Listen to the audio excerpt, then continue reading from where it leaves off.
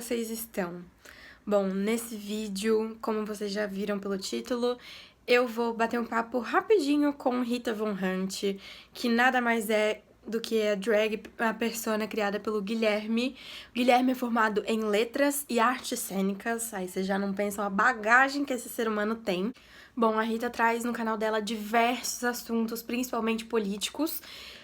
Ela tem uma bagagem absurda de coisas e eu acabei de fazer um curso com ela, que é o curso revolucionário de Rita Von Hunt, que é sobre tudo o que você imaginar e mais um pouco, coisas que você nem imaginava que você precisava saber, e você aprende a realmente o que a gente pode fazer pra mudar tudo que a gente sabe que tem que mudar no nosso sistema. E é realmente uma aula, porque Rita tem tanta propriedade, tanto estudo,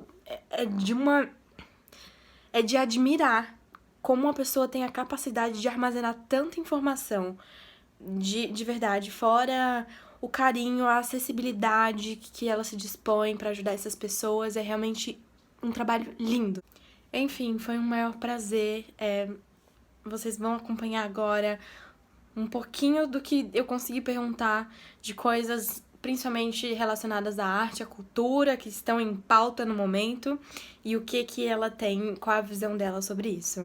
E é isso, confiram aí e depois me contem o que vocês acharam, o que vocês têm a dizer sobre isso, qual a visão de vocês. Um beijo enorme.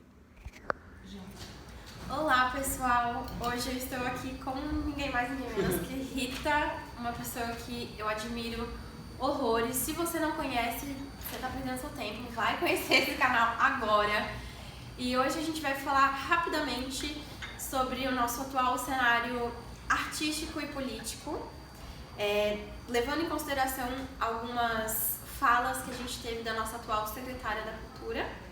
A primeira instigação que eu vou trazer é sobre a arte o dinheiro público não vai ser usado para agradar as minorias.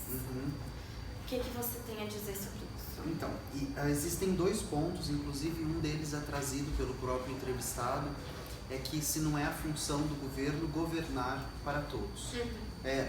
Talvez a Regina não esteja a par do fato, né, dos dados sociais, em especial da violência no Brasil.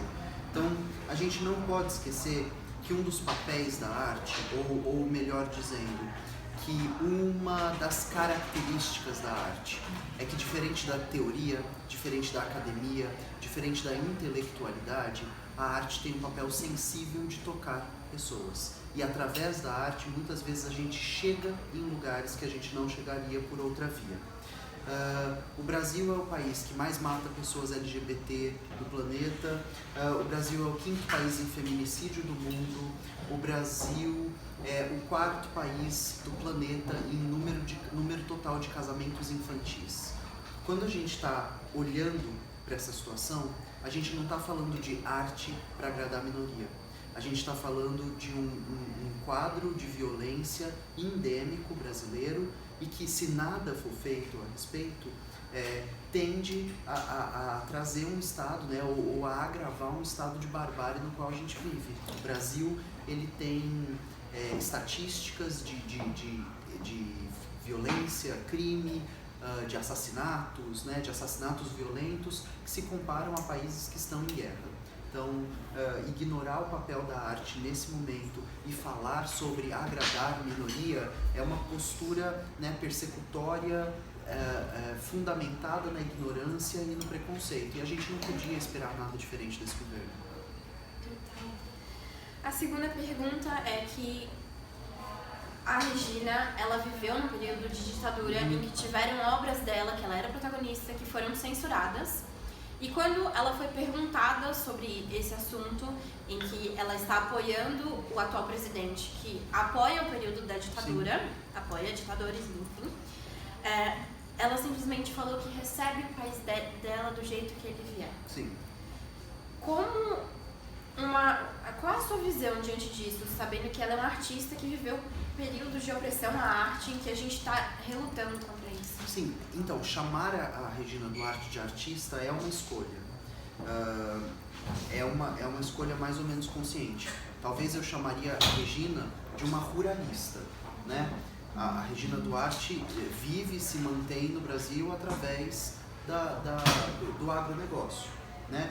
E ela tem interesses, né? Por que tantos outros artistas se recusaram a ocupar esse lugar e essa secretaria? Por que antes dela a gente tinha uma pessoa declaradamente nazista, né? Que chegou a fazer uma fala cópia do Goebbels? Eu acho que receber o seu país como ele está é muito diferente de ser conivente e cúmplice num crime.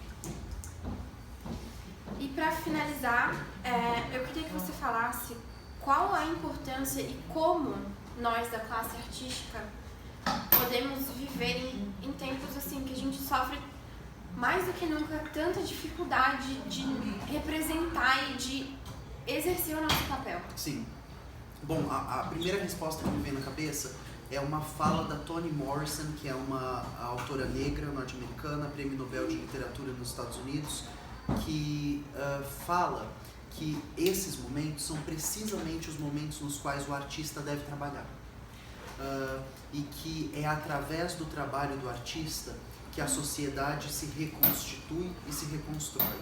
E que são nesses momentos que a gente desenvolve linguagens, que a gente escreve, que a gente vai para as ruas, que a gente contagia pessoas, que a gente abre cabeças para ideias, porque é através do nosso trabalho que a civilização se reconstitui.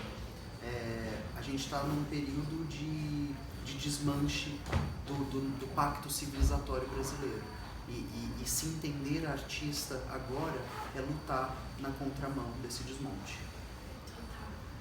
Muito obrigada. Um prazer enorme. Prazer é todo meu. Quem não conhece, pelo amor de Deus, vai acompanhar isso. Vai aparecer tudo na tela. Tudo na tela, aqui nas descrições, aqui embaixo. Enfim, obrigada por terem assistido. Espero que tenha dado para esclarecer algumas coisas que não estão claras para muitas pessoas. E é isso, obrigada. Eu que agradeço. Beijinho. Tchau. Tchau.